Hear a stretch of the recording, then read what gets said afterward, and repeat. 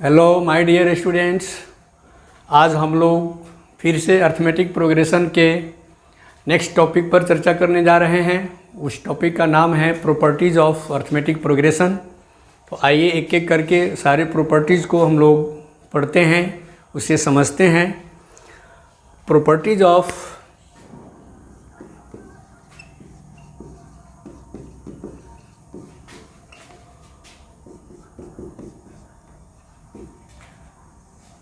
Arithmetic progression, तो इसको example से समझते हैं और तब प्रॉपर्टीज़ पर आते हैं। जैसे एक 8, 6, 8, 12, 16, 20 ऐसे एपी लिखा। अब इस एपी में जो प्रत्येक टर्म है, each term of this AP, अगर हम किसी कांस्टेंट से अगर इसमें ऐड करें या सब्ट्रैक्ट करें तो देखते हैं क्या होता है। मान लिया कि इसमें सारे टर्म्स में, इसके सारे टर्म्स में हमने 2 ऐड कर दिया, सारे टर्म्स में 2 ऐड कर दिया, तो 8 + 2 10 मिला, 12 + 2 14 मिला, 16 + 2 18 मिला, 20 + 2 22 मिला। तो आप देख सकते हैं कि 10, 14, 18, 22 यह भी एक एपी है, यह भी एक अर्थमेटिक प्रोग्रेशन है। अगर हम इसमें से सब्ट्रैक्ट करते हैं, 8 - 2 करते हैं, तो 8 - 2 6, 12 - 2 10, 16 - 2 14 और 20 - 2 18। तो ये भी एक एपी मिला, ये भी एक एपी मिला। तो इस तरह हमने देखा कि किसी एपी के प्रत्येक टर्म में अगर किसी कांस्टेंट नंबर को ऐड किया जाए या सब्ट्रैक्ट किया जाए तो वह जो हमारा रिजल्टिंग एपी मिलता है, रिजल्टिंग सीक्वेंस मिलता है, वह भी एपी में होता है और उसका कॉमन डिफरेंस भी सेम होता है। जो गिवन एपी था इसका कॉमन डिफरेंस 4 है, तो हमने जब 2 ऐड करके, प्रत्येक टर्म में 2 ऐड करके जो एपी ऑब्टेन किया उसका भी कॉमन डिफरेंस देख लीजिए 4 ही है। हमने 2 सब्ट्रैक्ट करके, प्रत्येक टर्म में 2 सब्ट्रैक्ट करके जो एपी ऑब्टेन किया उसका भी कॉमन डिफरेंस 4 ही है। तो यहाँ से एक प्रॉपर्टी सामने आती है कि if a constant is added to or subtracted from each term of an AP, then a resulting sequence is also an AP with same common difference। तो ये if a constant is added to, अगर कोई constant add किया जाए या subtract किया जाए प्रत्येक टर्म ऑफ एपी से, तो जो रिजल्ट हमको मिलता है, जो रिजल्टिंग सीक्वेंस मिलता है वह भी एक एपी में होता है और उसका कॉमन डिफरेंस सेम रहता है। यहाँ आप देख सकते हैं एक बार और, 8, 12, 16, 20 ये हमारा एपी था। इसके प्रत्येक टर्म में हमने 2 ऐड किया, 8 + 2 10, 12 + 2 14, 16 + 2 18, 20 + 2 22। तो हमको एक दूसरा एपी मिला, इसका कॉमन डिफरेंस भी वही है जो गिवन एपी का था। फिर हमने प्रत्येक टर्म से अगर कांस्टेंट 2 सब्ट्रैक्ट किया तो 8 - 2 6, 12 - 2 10, 16 - 2 14 और 20 - 2 18 मिला। ये जो एपी मिला इसका भी कॉमन डिफरेंस सेम है गिवन एपी का। तो यहाँ से ये प्रॉपर्टीज हमको देखने को मिलती है। दूसरी प्रॉपर्टी भी पहले हम लोग समझ लेते हैं। दूसरी प्रॉपर्टी में हम लोग देखते हैं कि क्या किसी गिवन एपी के इच टर्म में कोई कांस्टेंट अगर मल्टीप्लाई किया जाए या डिवाइड किया जाए तो क्या उस पर कोई प्रभाव पड़ता है या नहीं, क्या कोई चेंजिंग आता है या नहीं। देखते हैं कि अगर इसमें 8 × 2 करके 16, 12 × 2 करें 24, 16 × 2 32, 20 × 2 40, तो यह जो सीक्वेंस मिला यह भी एपी में।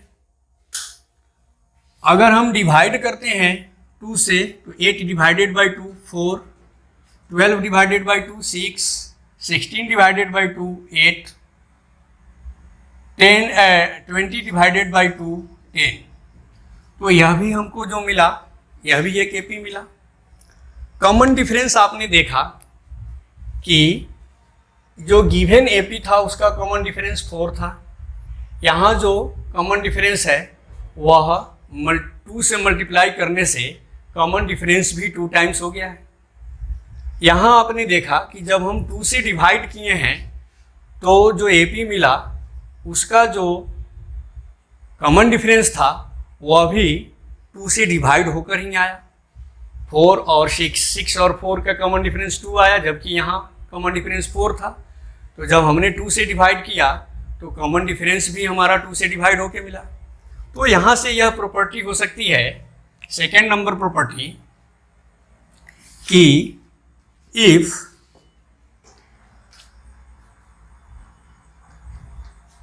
ऐसे इन each term of an AP is multiplied or divided by a constant से k, एक कांस्टेंट k से अगर मल्टीप्लाई या डिवाइड किया गया, then a resulting sequence is also an AP with common difference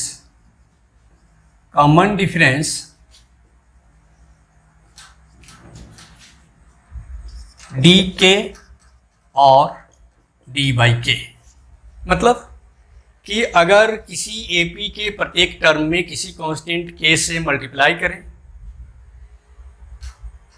या डिवाइड करें तो रिजल्टिंग सीक्वेंस भी एपी ही मिलता है, लेकिन कॉमन डिफरेंस अगर हम मल्टीप्लाई करेंगे तो वह कांस्टेंट गिवन एपी के कॉमन डिफरेंस से मल्टीप्लाइड होके मिलेगा, और डिवाइड करेंगे तो वह डिवाइड होके मिलेगा। ये वहाँ फिर से आप समझ सकते हैं कि हमने 8 में 2 से मल्टीप्लाई किया 16 मिला, 12 में 2 से मल्टीप्लाई किया 24 मिला, 16 में 2 से मल्टीप्लाई किया 32 मिला, 20 में 2 से मल्टीप्लाई किया 40 मिला। ये सीक्वेंस भी एपी है, लेकिन इसके कॉमन डिफरेंस पर क्या प्रभाव पड़ा? इसका कॉमन डिफरेंस यहाँ से 2 टाइम्स इंक्रीज कर गया। यहाँ 4 था, अब यहाँ कॉमन डिफरेंस 8 हो गया, 4 × 2। यहाँ हमने क्या किया, इस टर्म में 2 से डिवाइड किया, 8 डिवाइडेड बाई 2 4 आया, 12 divided by 2 6, 16 divided by 2 8, 20 divided by 2 10 आया। यहाँ यह जो सीक्वेंस मिला यह भी एपी है, लेकिन यहाँ इसके कॉमन डिफरेंस पर क्या प्रभाव पड़ा? यहाँ कॉमन डिफरेंस 4 था और यहाँ कॉमन डिफरेंस 4/2 हो गया। तो यह प्रॉपर्टीज भी यहाँ से निकला। थर्ड प्रॉपर्टी कि अगर 3 नंबर एपी में हो, अगर कोई 3 नंबर एपी में हो, जैसे मान लेते हैं कोई एक नंबर ए, कोई एक नंबर बी और सी, ये तीनों एपी में हैं, तो इनका पहचान है कि b जो होता है वह a plus C by two देख लेते हैं क्या होता है। मतलब ये अगर AP में है, if these numbers are in AP, तो क्या होगा, b माइनस ए वही होगा जो c माइनस बी होगा। तो यहाँ से अगर हम b माइनस बी को इधर ले आवें, शिफ्ट करें, प्लस b होगा और c प्लस a, तो 2b is equal to C plus A, b is equal to C plus A by two. ये भी हो सकता है, ये भी हो सकता है। तो ये इसका पहचान है कि 3 नंबर्स AP में कब होंगे, जब c प्लस ए का सम b का 2 टाइम्स हो। तो यह भी हम प्रॉपर्टीज में लिख सकते हैं कि if 3 numbers A, B and C are in AP if 2B is equal to C plus A। ये 3 number A, B and C AP में होंगे यदि और केवल यदि, ये इफ जो है IFF, इफ का हिंदी में इसको बोलते हैं यदि और केवल यदि, इफ एंड ओनली इफ, इसको इम्फेटिक बनाने के लिए यूज करते हैं। तो ये 2b is equal to C plus A होगा। चलिए अब इसको वीडियो पॉज करके नोट डाउन कर लीजिए, अगला जो 2-3 प्रॉपर्टीज है उसको भी हम लोग देख लें। चलिए नेक्स्ट प्रॉपर्टी हम लोग 4th नंबर, कि अगर किसी AP के जो nth टर्म होते हैं वह nth टर्म n के टर्म्स में लीनियर एक्सप्रेशन होता है। देखते हैं इसको कि किसी AP का nth टर्म हम लोग कैसे फाइंड करते हैं।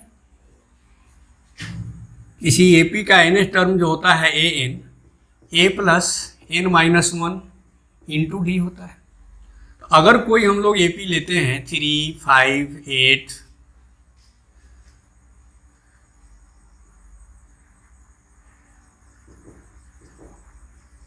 ऐसे 3 to 5, 5 to 7, 7 to 9, तो इसमें अगर हम a जो हमारा फर्स्ट टर्म 3 है और n माइनस 1 d जो हमारा 2 है, अगर इसको करके सोल्व करें तो 3 प्लस 2n माइनस 2 और 2n 3 माइनस 2 1, ये 2n प्लस 1। तो आपने क्या देखा कि किसी AP का जो nth टर्म है वह n के टर्म्स में क्या होता है, एक लीनियर एक्सप्रेशन होता है। तो इसी को हम अगर एज ए प्रॉपर्टी देखें तो लिखेंगे कि nth term of an AP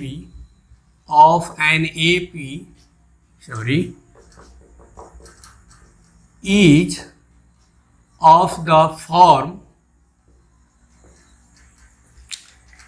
an plus b के फॉर्म में होता है, जो कि लीनियर है।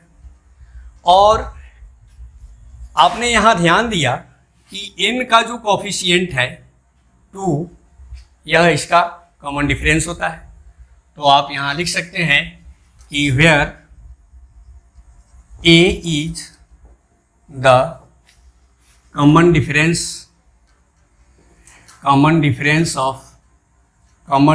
of the AP। तो किसी भी AP का अगर nth टर्म वह n के टर्म्स में लीनियर एक्सप्रेशन होता है और n का जो कोफिशिएंट होता है वह उसका कॉमन डिफरेंस होता है, ये याद रखेंगे। ये एक प्रॉपर्टीज में है। 5th नंबर प्रॉपर्टीज है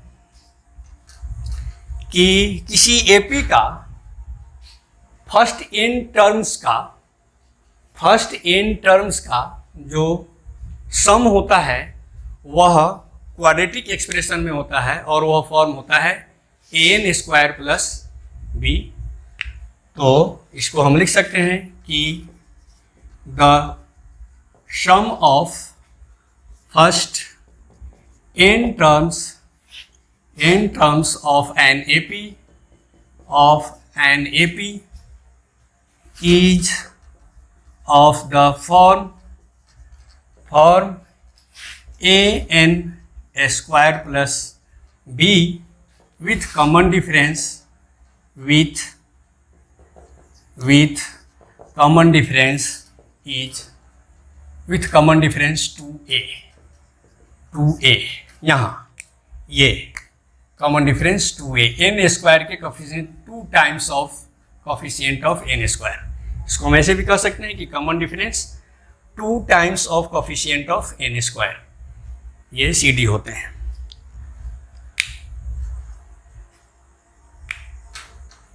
सिक्स्थ प्रॉपर्टी जो है, मतलब इसको भी अगर आप चाहें तो ऐसे देख सकते हैं कि जब हम Sn निकालते हैं तो n/2 into 2a plus n-1 into D आता है।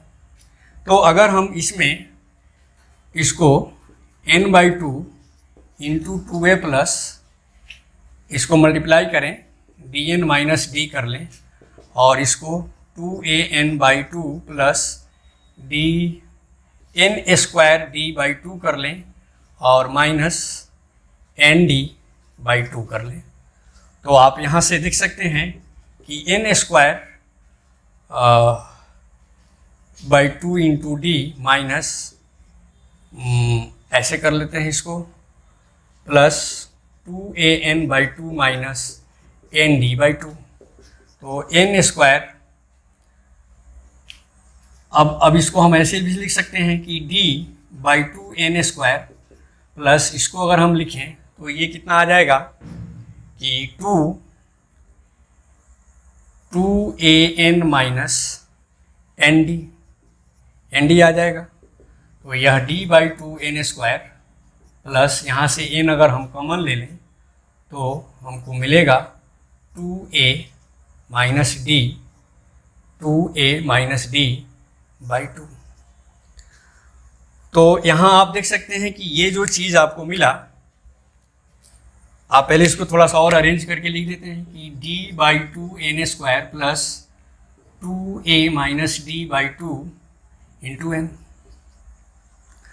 तो ये जो चीज़ मिला यही a, और ये जो चीज़ मिला है वो b के जगह पर है।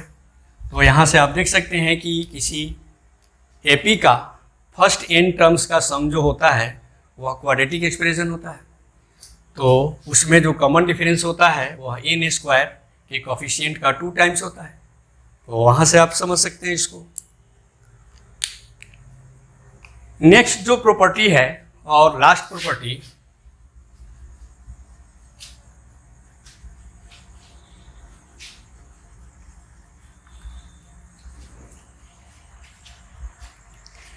कि अगर कोई AP हो, कोई फाइनाइट AP 3, 2, 5, 2, 7, 2, 9, 2, 11 इस तरह से, तो किसी फाइनाइट AP में जो सम ऑफ टर्म्स इक्वी डिस्टेंट होते हैं फ्रॉम बिगिनिंग एंड लास्ट, उसका जो सम होता है वह सम उसके फर्स्ट एंड लास्ट टर्म के सम के इक्वल होता है, और वह सम भी हमेशा इक्वल होता है। जैसे आप देख सकते हैं कि ये फर्स्ट है और ये लास्ट है, तो इसका सम कितना आएगा 14, 3 प्लस 11 14 आएगा। ये 9 और 5 हैं, तो जब हम 5 और 9 को ऐड करेंगे तो ये 14 आएंगे। आप और आगे बढ़ा के लिख सकते हैं, देख सकते हैं। तो इस तरह से आप यहाँ देख सकते हैं कि किसी भी AP में बिगिनिंग से और एंड से जो इक्वी डिस्टेंट टर्म्स होते हैं उनका सम ऑलवेज इक्वल होता है, और उनका सम फर्स्ट टर्म और लास्ट टर्म के सम के इक्वल होता है। तो यहाँ से यह प्रॉपर्टी निकलती है कि the sum of terms equidistant from beginning and end is always same and is equal to the sum of first term and last term। तो ये हुआ आपका एपी का प्रॉपर्टीज। अब आज हम लोग इसको यहीं पर विराम देते हैं। अगर पसंद आ रहा हो तो हम फिर वही बात दोहराएंगे। अधिक से अधिक शेयर कीजिए, अपने दोस्तों को, अपने फ्रेंड्स को अधिक से अधिक बताइए, वे लोग भी इसको देखें और लाभ लें। आज इतना ही। Thank you very much.